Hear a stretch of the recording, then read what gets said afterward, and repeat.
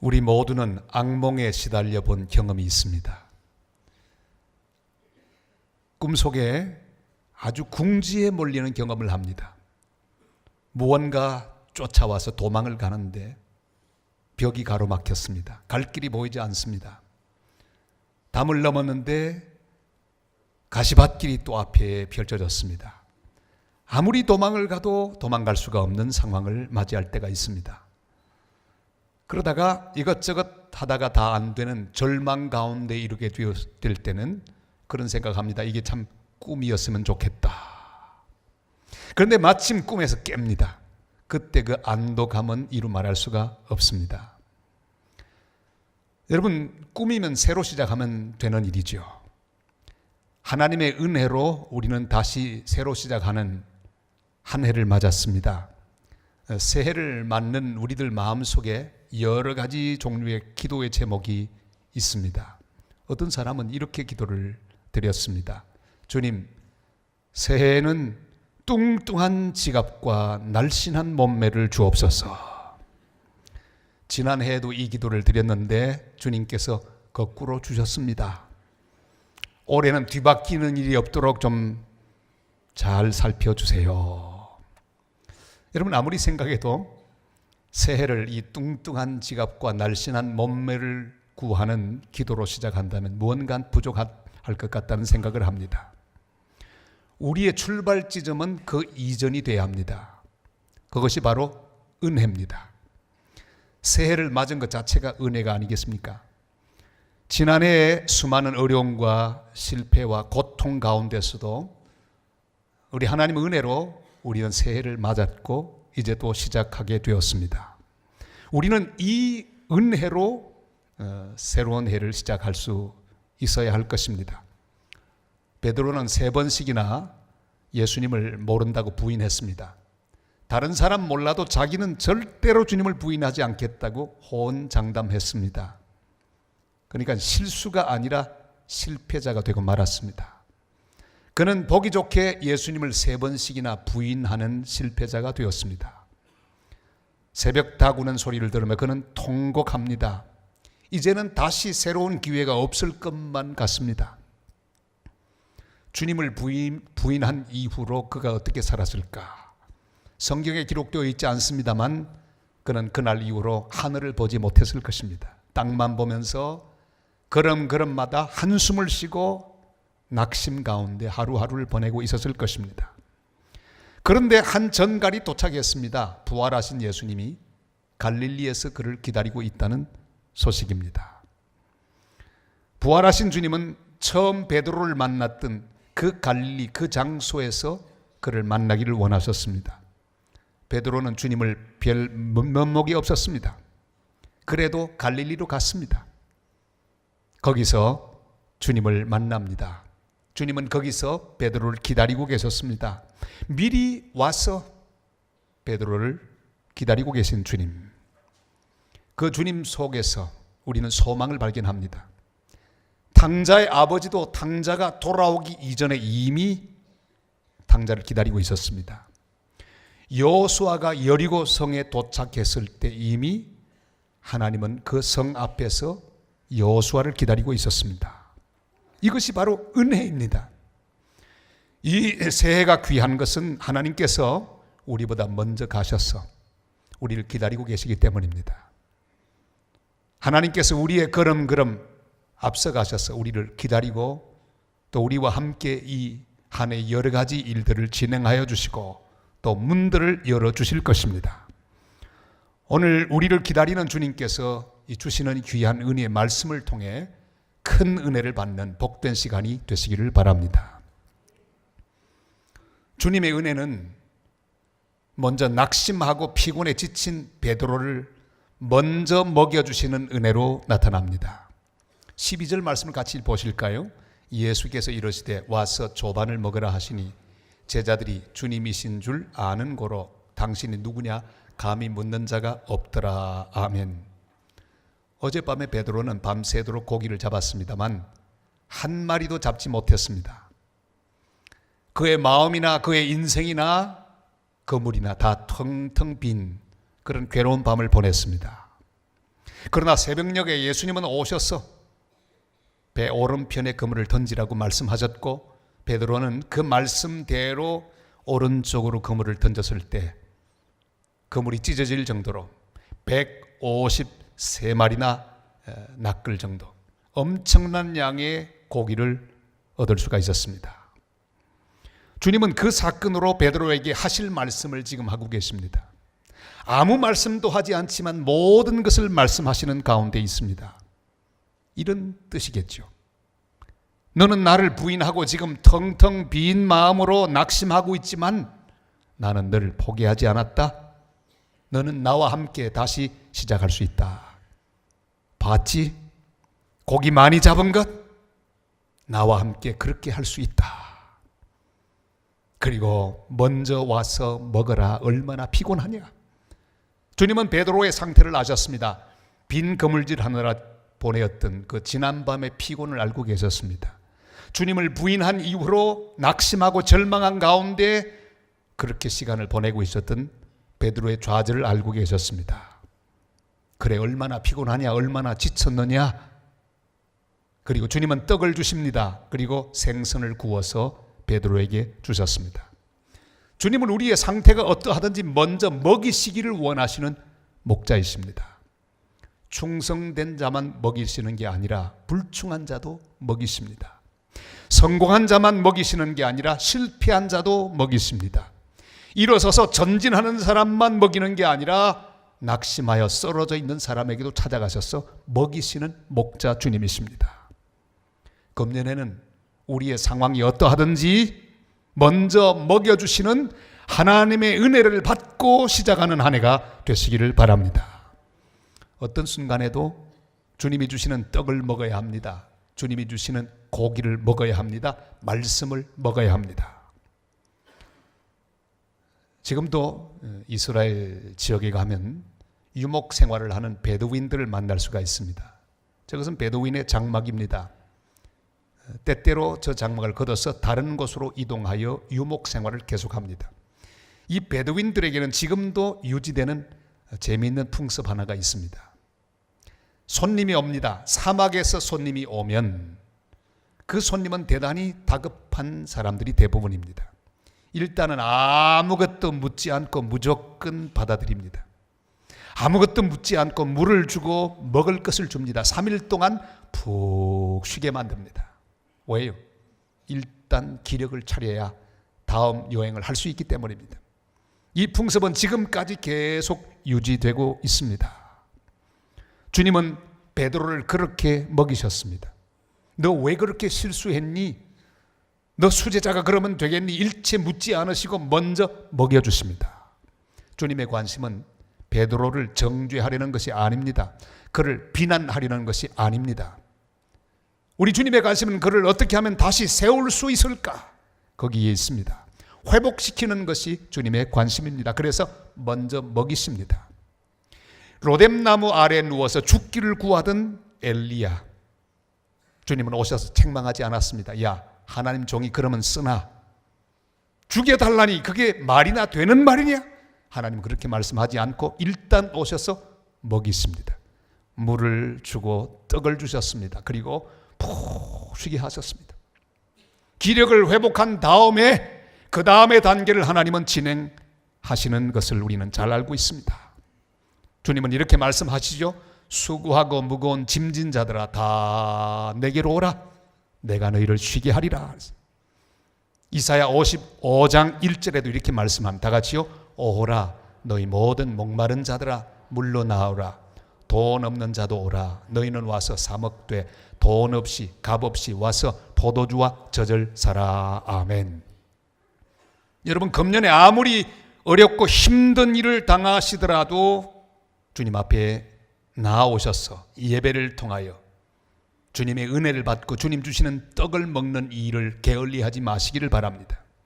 아무리 실수하고 아무리 낙심한 가운데 모든 것을 포기한 가운데 있더라도 먼저 주님 앞에 나와서 떡을 먹고 주님이 주시는 물을 마시고 새 힘을 얻는 그런 일을 우선하는 복된 하나님의 사람들이 되시기를 바랍니다. 예배 자리로 먼저 나와야 합니다. 아무리 바빠도 예배 자리에 나와야 합니다. 아무리 낙심해도 예배 자리에 나와야 합니다. 주님은 떡을 준비하시고 물을 준비하셔서 우리를 먹여주시기를 원하십니다. 이것으로부터 출발해야 합니다. 먹여주시는 하나님의 은혜, 그것을 금년 1년 동안에 계속 받고 새 힘을 얻고 다시 일어나는 복된 하나님의 사람들이 다 되시기를 주님의 이름으로 축원합니다. 조반 먹은 후에 베드로는 기력이 회복되었습니다. 역시 사람은 먹어야 합니다. 먹고 났더니 살만해졌습니다. 드디어 조금 숨을 쉬게 되었는데 주님은 그의 이름을 부르십니다. 요한의 아들 시몬아. 그를 다시 부르시는 은혜를 베드로가 경험합니다. 15절 말씀을 다 같이 읽겠습니다. 그들이 조반 먹은 후에 예수께서 시몬 베드로에게 이르시되 요한의 아들 시몬아, 네가 이 사람들보다 나를 더 사랑하느냐 하시니 이르되 주님 그러하나이다. 내가 주님을 사랑하는 줄 주님께서 아시나이다. 이르시되 내 어린 양을 먹이라 하시고 아멘. 그가 한 번 실수했다고 버리는 것이 아닙니다. 다시 그의 이름을 부르시고 제자로 불러주셨습니다.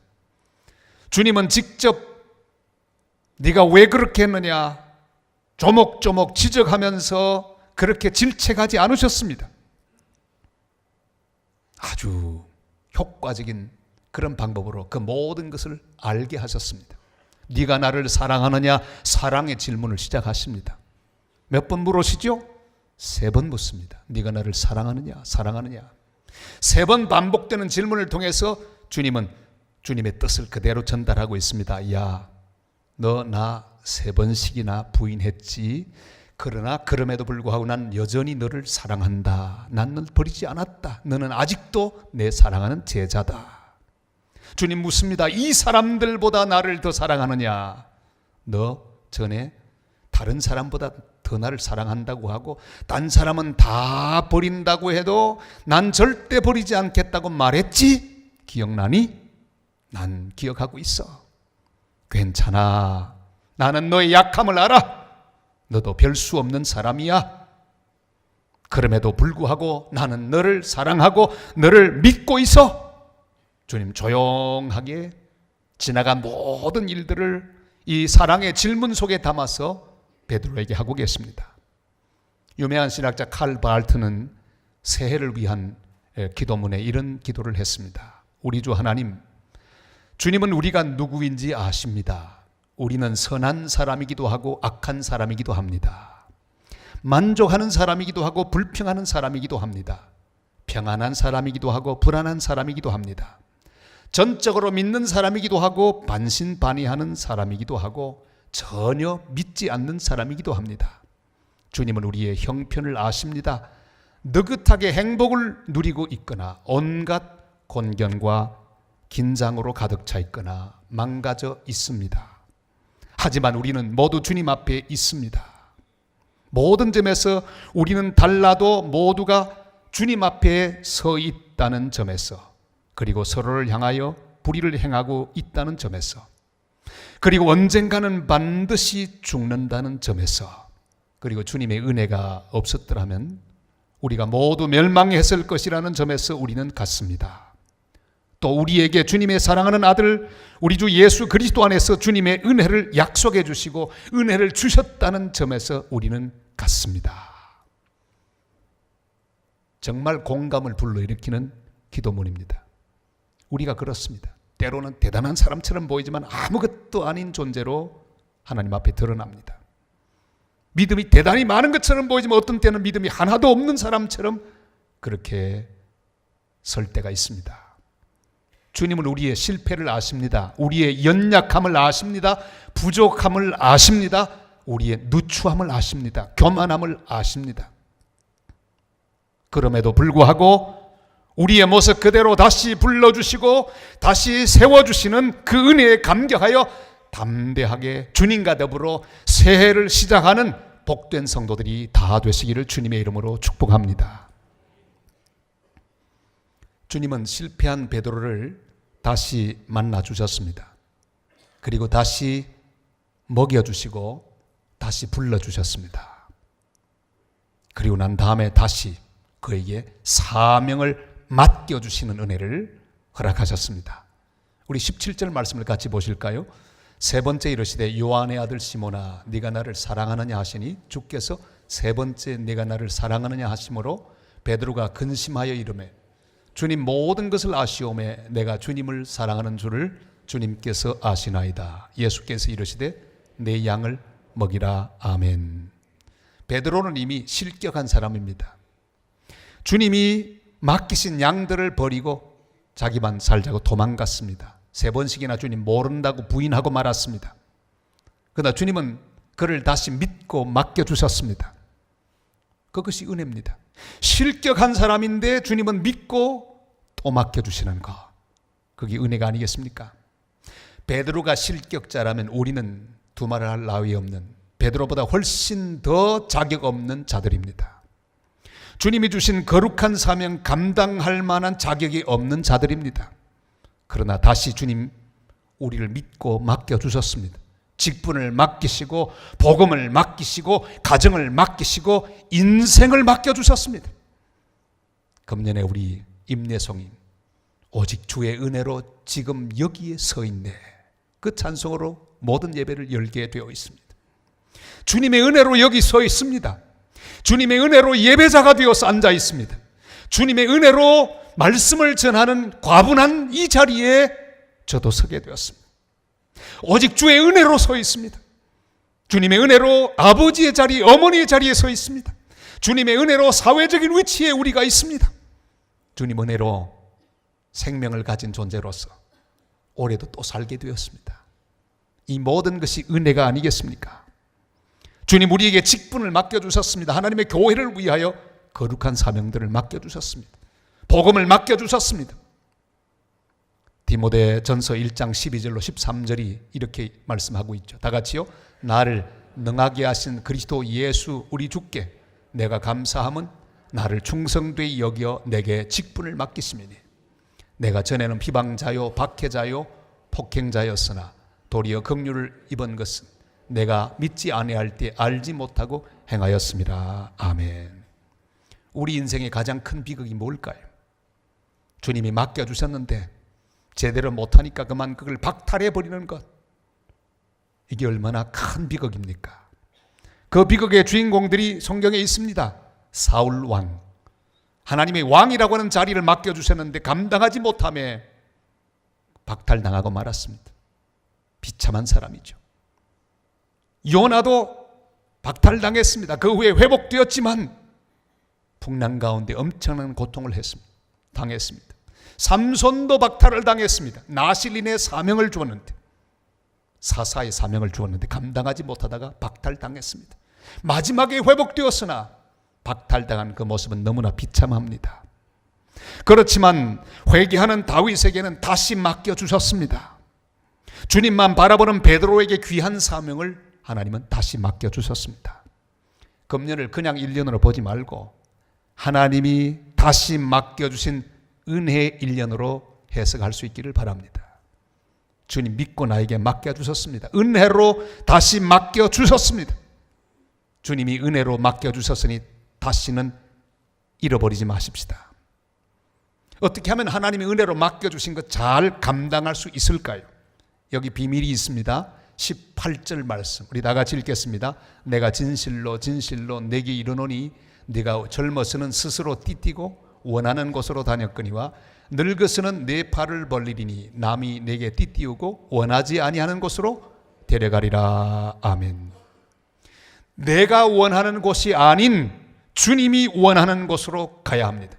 내 욕심과 내 고집, 내 이기심이 원하는 방향이 아니라 주님이 원하는 그 방향, 내가 원치 않지만 주님이 이끄시는 그 방향으로 나는 따라가야 합니다. 내 고집으로 말하거나 행동하지 말고 주님이 원하는 대로 움직여야 합니다. 그것이 바로 십자가의 의미입니다. 주님이 홀로 가신 그 길 우리도 가야 합니다. 날마다 주님을 따라가는 삶, 그 삶에는 자기를 부인하고 자기 십자가를 늘 지지 않고는 도저히 그 귀한 길을 갈 수가 없습니다. 내가 원하는 방향이 아닌 주님이 원하는 방향, 이웃이 원하는 방향, 이 세계가 원하는 방향, 우리는 그 방향으로 나가야 합니다. 우리는 머물고 싶습니다. 그러나 주님은 가라고 말씀합니다. 가든지 보내든지 우리는 가야 합니다. 금년에 하나님의 교회는 크게 두 곳을 가려고 준비하고 있습니다. 4월에는 미얀마로 가게 될 것입니다. 수천 명의 가난한 미얀마 청소년들을 다 모아놓고 집회를 하게 될 것입니다. 많은 사람이 같이 갈 수 있기를 바랍니다. 그 집회하는 가운데 그들의 머리도 잘라주고 그들의 모든 아픔도 치유하며 그들의 손을 잡아주고 그들을 먹이며 그들을 사랑으로 돌보는 귀한 일들을 가서 하려고 생각합니다. 많이 동참하시기를 바랍니다. 7월에는 저 땅끝 쿠바의 공산주의 나라 무너진 그 하나님의 전을 다시 수축하고 주의 사랑을 전하는 일을 하려고 합니다. 두 교회가 처음으로 지금 다시 세워지고 있습니다. 우리는 그 교회를 헌당하며 가서 거기서 하나님의 사랑을 전하려고 합니다.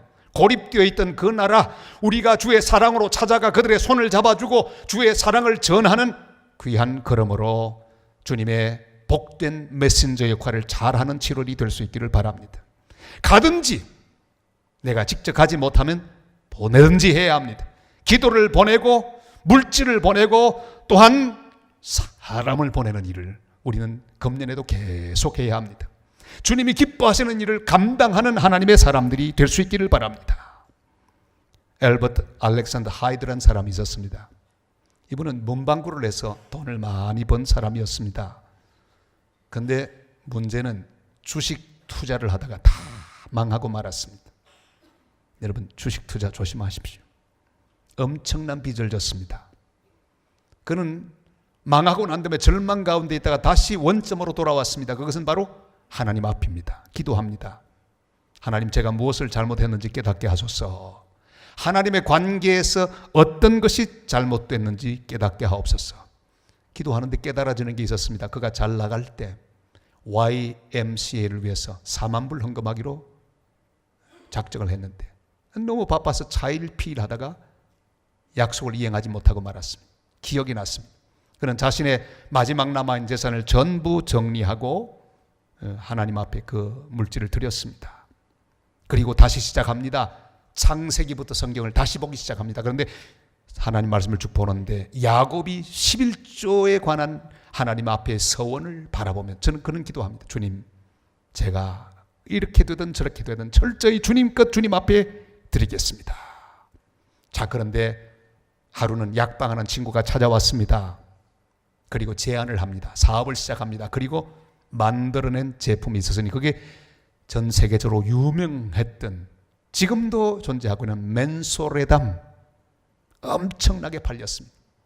그는 어마어마한 부자가 되었습니다. 10에 2조를 드립니다. 3조, 4조, 5조, 6조, 10에 9조까지를 드리며 선교하고 구제하는 아름다운 하나님 앞에서의 삶을 계속 이어나갔습니다. 사랑하는 성도 여러분, 하나님은 우리에게 다시 시작하는 은혜를 주셨습니다. 어디에서 잘못되었는지를 깨닫고 다시 주님 앞으로 돌아와서 다시 시작하는 그런 은혜를 체험하게 되시기를 바랍니다. 주님은 우리를 다시 부르셔서 다시 사명을 맡겨주셨습니다. 주님 에베소 교회를 향해 이렇게 말씀하시죠. 요한계시록 2장 5절 말씀입니다. 다 같이요. 그러므로 어디서 떨어졌는지를 생각하고 회개하여 처음 행위를 가지라. 만일 그리하지 아니하고 회개하지 아니하면 내가 네게 가서 네 촛대를 그 자리에서 옮기리라. 아멘. 다시 먹이시고 다시 부르시고 다시 맡겨주셨으니 다시 열심을 내어 봉사하고 다시 전도하고 다시 선교하고 다시 섬기고 다시 사랑하는 하나님의 사람들이 되시기를 바랍니다. 다시 주님의 나라와 주님의 영광과 주님의 교회와 주님의 선교를 위하여 달려가는 복된 교회와 복된 성도들 다 되시기를 주님의 이름으로 축원합니다.